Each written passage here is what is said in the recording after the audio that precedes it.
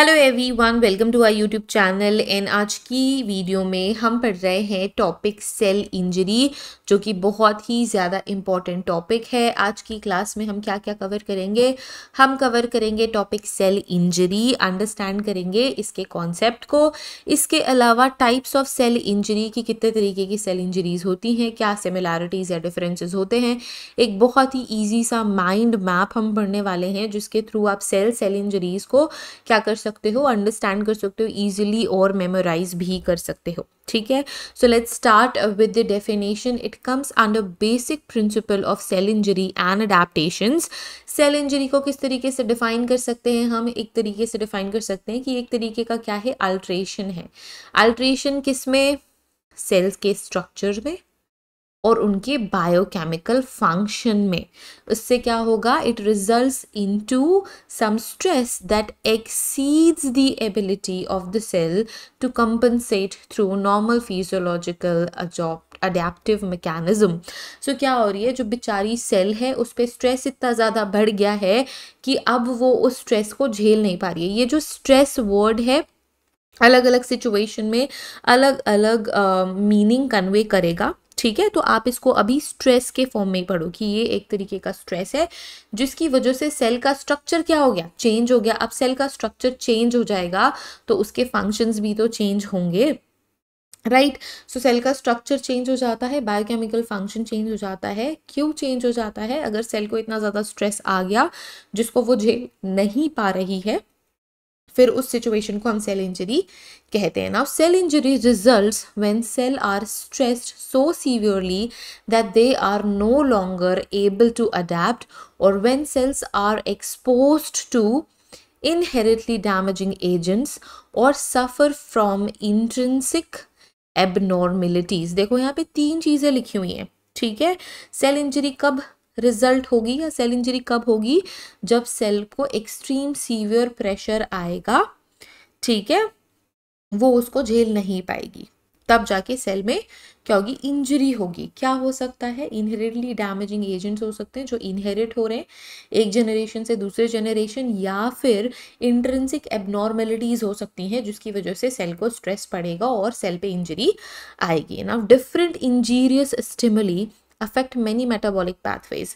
अब जो कई सारी ऐसी जो इंजीरियस स्टिमुलीज होती हैं वो मेटाबॉलिक पाथवेज को भी क्या करेगी, अफेक्ट करेगी, सेलुलर ऑर्गेनल्स को भी अफेक्ट करेगी। नाउ दिस इंजरी में progress through a reversible stage और कल्मिनेट इनटू सेल डेथ। देखो दो सिचुएशन आ सकती है अब इस कंडीशन में, या तो वो सेल रिकवर कर ले तो वो रिवर्सिबल स्टेज में है, अगर वो सेल रिकवर ना कर पाए तो वो इरिवर्सिबल स्टेज में है, या फिर उसकी डेथ हो जाएगी। सेल डेथ होने के बाद सेल कभी भी रिपेयर नहीं होगी। ठीक है, now here we have the mind map. इस माइंड मैप को आप किस तरीके से समझोगे? काफ़ी ईजी है, वैसे बहुत ज़्यादा समझने की ज़रूरत नहीं है। फॉर एग्जाम्पल ये हमारी नॉर्मल सेल है। दो इंपॉर्टेंट यहाँ पे सेक्शंस है, एक तो है रिवर्सिबल सेल इंजरी, दूसरी है इरिवर्सिबल सेल इंजरी। यहाँ पे मैंने ऐड करे हैं अडेप्टेशंस।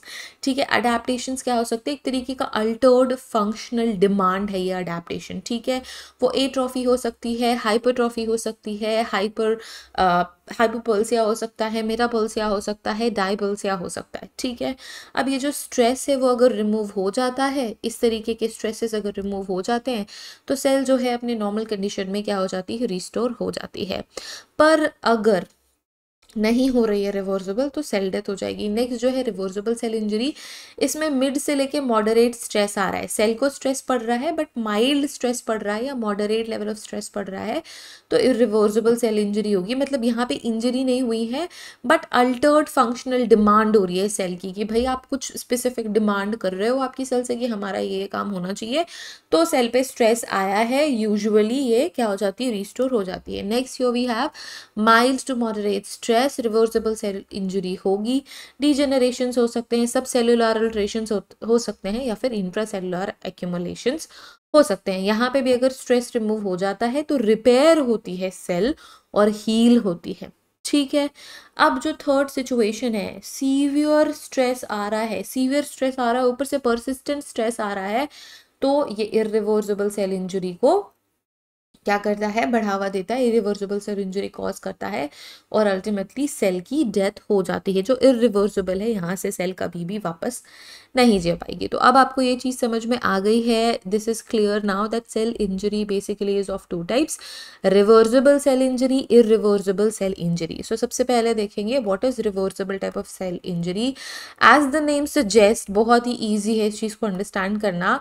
इसके अलावा अभी हमने रिवर्सिबल इरिवर्सिबल डिस्कस भी कर लिया, तो इट्स वेरी क्लियर नाउ कि जो रिवर्सिबल सेल इंजरी है उसमें सेल क्या हो जाती है, रिस्टोर भी हो जाती है, रिपेयर भी हो जाती है। In early stages or mild forms of injury, the functional and morphological changes are reversible if the damaging stimulus is removed.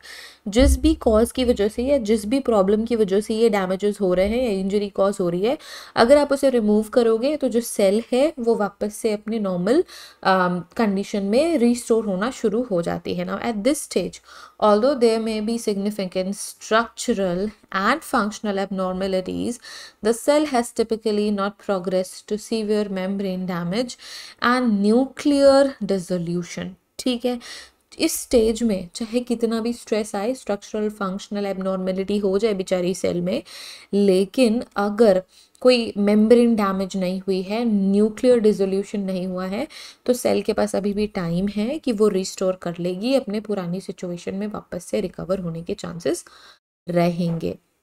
Now we have irreversible cell injury.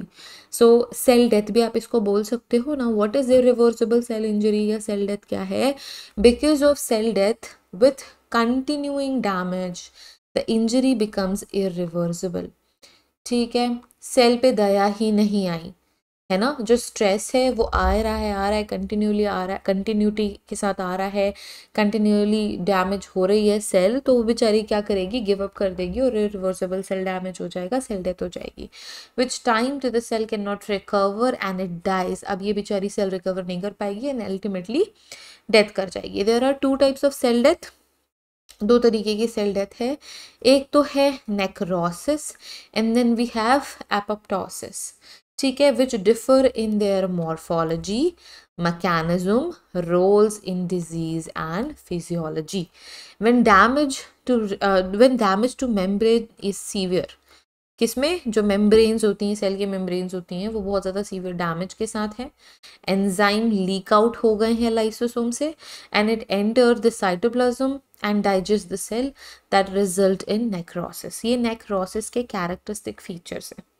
ठीक है, when cellular contents also leak out through the damaged plasma membrane and elicit a host reaction जैसे कि inflammation. Necrosis is the major pathway of cell death in many commonly encountered injuries such as those resulting from ischemia, exposure to toxins and various infections and trauma. So जो बहुत ज़्यादा common type of cell death होती है वो necrosis होती है।